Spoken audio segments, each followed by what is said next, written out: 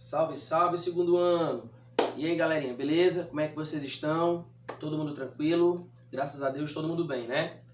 Pessoal, vamos dar início agora à parte de botânica aqui do segundo ano, tá? E antes da gente entrar no primeiro grupo, eu queria só falar para vocês aqui algumas classificações, né? Como é que tá a classificação da botânica.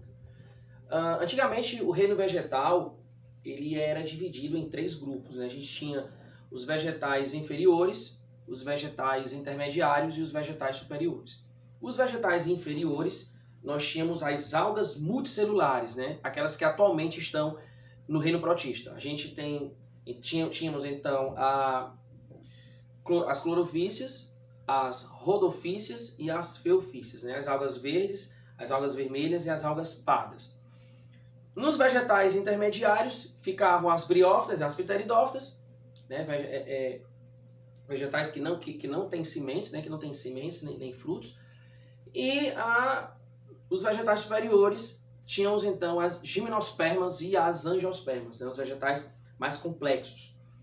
Hoje, as algas multicelulares elas não pertencem mais ao reino plantae, tá? E elas foram jogadas para o reino protista, ficar lá junto com os protozoários e as algas unicelulares, tá bom? Por quê, Gleison? Porque essas algas, elas não tinham as 3 partes básicas que toda planta deve apresentar. Elas não tinham raiz, nem caule e nem folha, né? São as 3 estruturas básicas que toda planta tem, tá? Gleison, então, briófitas, pteridófitas, gimnospermas e angiospermas, elas apresentam, no mínimo, né, raiz, caule e folha, exatamente, tá? E as algas não tinham. Então, assim, a atual classificação da botânica agora está como, professor? Está assim, vegetais inferiores e vegetais superiores. Né? Esses vegetais inferiores são chamados de criptógamas, tá? Que são aqueles vegetais que não apresentam flores nem sementes. Tá? E as fanerógamas, que são os vegetais que apresentam flores e sementes. Né? E aí a gente tem, então, esses 4 grupos vegetais aí, né, que atualmente são estudados na botânica. Então vamos falar primeiramente aqui das briófitas, né, que são plantinhas avasculares, né, ou seja, elas não apresentam vasos condutores de seiva. No quesito vascular, né, ficou então para pteridófita, gimnosperma e angiosperma. Inclusive a gente chama essas plantas de traqueófitas, né, porque elas apresentam esse sistema de vasos condutores aí. Tá? E gimnospermas e angiospermas agora são chamadas de espermatófitas, né? Porque elas agora elas têm flores, né? E vão realizar o fenômeno da polinização, tá bom? Vão ser independentes, né, da água, tá? Que é bem diferente da briófita e da pteridófita, que necessitam de água para reprodução, tá bom? Então vamos começar, né? Características gerais das briófitas. São avasculares. Essas plantas elas não apresentam vasos condutores de seiva, tá certo? Gleison, então elas não têm como estar transportando os nutrientes por dentro, né, passando da raiz, do caule para a folha, não tem como passar. Então vai ser um processo lento, onde a água aí será passada de célula a célula por difusão. Vai demorar, né? Então vai demorar que uma célula passe água de uma para outra, né, essa difusão. E essa planta, ela vai ter sempre um pequeno porte. Ela não vai ser uma planta grande, bonita, como uma árvore, por exemplo. Por quê? Porque elas não têm esses vasos condutores de seiva, que são, no caso, o xilema e o floema. Tá bom? Então, elas apresentam, né, um pequeno porte. Todas as briófitas são pequenininhas. Tá bom? Vivem em locais úmidos e sombreados, né, já que essas plantas necessitam de água para a reprodução. Né? A água da chuva, por exemplo, molha, né, a geração gametofítica dessas plantas e sai levando os gametófitos para que eles possam, né, se misturar e realizar assim a fecundação. Tá bom? Essas plantas, portanto, né, elas têm que estar sempre próximas da água, né, o que faz para facilitar a sua reprodução. São consideradas inclusive como anfíbios do reino vegetal, né? Lá nos animais, os anfíbios são animais que vivem perto da água porque eles têm que estar entrando na água para reproduzir. Né? E aqui as briófitas elas precisam de água para que a água possa levar os gametófitos. Tá? Só lembrando que em plantas a gente fala o termo gametófito, né? A terminação fito, que significa planta. Lá em animais a gente fala gametas. Beleza?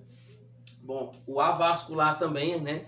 Cuidado também com essa palavra, que a palavra avascular nos animais significa que não apresentam vasos sanguíneos. No reino vegetal, a palavra avascular é aquela que não apresenta vasos condutores, tá bom? Bem, essas briófitas, então, né, elas apresentam um ciclo de vida do tipo diplobionte, ou aplonte-diplonte. O que é que significa isso, Deus? Que nesse mesmo ciclo de vida elas terão uma geração haploide e uma geração diploide. Ou seja, vão realizar uma reprodução assexuada e depois uma reprodução sexuada no mesmo ciclo de vida. Beleza? A gente chama isso de alternância de gerações ou metagênese. E nós temos aqui os 3 exemplos aqui clássicos de briófitas. Os musgos, as hepáticas e os antóceros, tá? Todas são plantas de pequeno porte.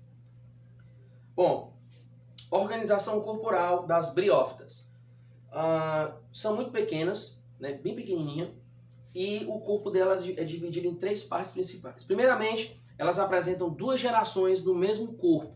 Ela tem a geração esporofítica, que irá produzir esporos, e tem a geração gametofítica, que irá produzir gametófitos.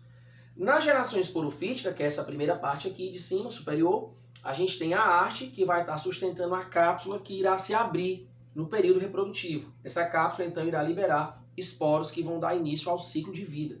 Na geração gametofítica, que é essa região aqui inferior, né, a gente tem as 3 partes básicas que uma planta necessita ter. Sendo que, como a briófita ela é muito pequenininha, essas 3 partes elas são também muito simples. Então, eu não vou dizer que ela tem uma raiz, um caule e uma folha. Eu vou dizer que ela tem um projeto de raiz, que seria o rizóide, um projeto de caule, que seria o cauloide, e um projeto de folha, que seria o filóide. Tá? Sendo que essas 3 estruturas aqui, mesmo sendo muito pequenas, elas irão realizar as mesmas funções que uma raiz, que um caule e que uma folha de uma planta mais superior vai realizar. Por exemplo, o cauloide, ele serve como eixo principal, ou seja, sustentação. Né? Tá sustentando aqui os filóides. Ó. Tá? Os filóides, por exemplo, são lâminas que lembram folhas. Né? Uma planta mais evoluída do que essa daqui, a folha ela vai realizar a fotossíntese. Então, o filóide também vai realizar a fotossíntese. Tá bom? E os rizóides, né? Nós temos aqui projetos de raiz, eu vou dizer que são raízes filamentosas, são pequenininhas, tá? Não vão adentrar, né, o solo profundo, como ocorre uma raiz de uma planta de cotiledônia, por exemplo, tá? Mas no caso aqui são raízes pequenininhas, né? Fixam a planta do mesmo jeito no solo ou no local que ela estiver, beleza? Aqui é mostrando agora por dentro, né? Eu vou fazer aqui um corte histológico no gametófito, na região gametofítica, e mostrar como é que é por dentro dessa região. A gente tem aqui a parte mais externa do corpo, né, que é uma película protetora, que vai dar origem aqui exatamente, tem origem na epiderme. Tá? Descendo aqui a gente tem uma parte que é preenchida por um parênquima, um tecido de preenchimento, que está passando aqui por toda essa região aqui interna. Tá? A gente tem aqui a epiderme inferior, já conectada diretamente com os rizóides. Então aqui é mostrando como é que seria por dentro aqui, né, de uma plantinha simples dessa. Bom, reprodução e ciclo de vida das briófitas. A reprodução delas, ela pode ser realizada assexuadamente como sexuadamente. Tá? Primeiro caso, reprodução sexuada. Nós temos aqui o caso de fragmentação. O que é que significa isso, Leis?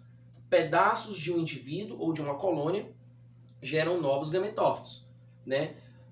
Vão formar então propágulos que se desprendem da planta mãe, tá? E na reprodução sexuada, né, a maioria das espécies é dioica ou unissexual, que quer dizer a palavra dioica. Eu tenho o musgo masculino e tenho o musgo feminino, tá? Eu tenho aqui, ó, né, dioica significa 2 casas, então eu tenho uma plantinha com a parte masculina e uma plantinha com a parte feminina, tá? Eu posso chamar também de unissexuadas, certo? Há plantas com estruturas reprodutoras masculinas, né, que no caso são chamadas de anterídeos, e há plantas com estruturas reprodutoras femininas, que são chamadas de arquegônios, beleza? Bom, e existem também alguns casos de briófitas que são monóicas ou bissexuais. Gleison, o que é que significa a palavra monóica? Na mesma planta eu tenho a parte masculina e tenho a parte feminina. Tranquilo? Bom, aqui é mostrando exatamente um gametófito taloso, né, ó, esporófitos, que vão aqui liberar aqui esporos, né? O gametófito aqui no caso é conectado diretamente aqui, ó, aos rizóides, né? E aqui é mostrando um caso de uma briófita dioica, né? Eu tenho aqui no caso aqui uma hepática com chapéu masculino, uma hepática masculina, e aqui uma hepática aqui, ó, com chapéuzinho no caso feminino. Eu tenho aqui plantas com partes reprodutoras diferentes, tá? Bom, aqui é mostrando exatamente os propágulos que eu estava citando agora, né, na reprodução assexuada por fragmentação. Então, assim, são formados esses propágulos aqui, ó, tá? Que vão dar origem a outras plantas, tá? Então, a gente tem aqui um caso de reprodução assexuada, tá bom?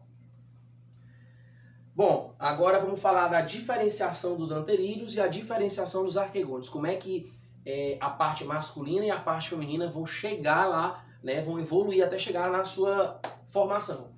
Bom, nós temos aqui anterídeos em formação ainda, ó, bem pequenos.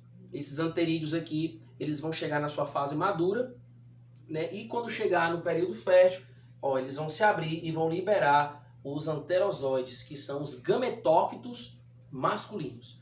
Gleison, então, quer dizer que o anterídeo, né, é a parte masculina e irá produzir o gametófito masculino, que seria o anterozoide, tá bom? Enquanto na parte feminina, que são os arquegônios, certo? Mesmo esquema, arquegônios em formação, vão chegar até o seu amadurecimento, onde irão produzir oosferas, tá? Ou seja, a parte feminina é o arquegônio e o gametófito feminino seria a oosfera, tá bom? Então cuidado com esses nomes aí, ó.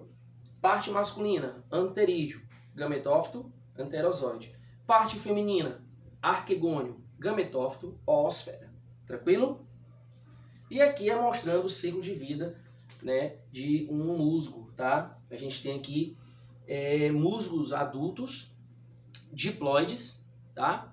Que a cápsula de esporos ela vai se abrir e vai liberar esporos haploides, tá? Ou seja, esporos que apresentam a metade do número de cromossomos do indivíduo adulto.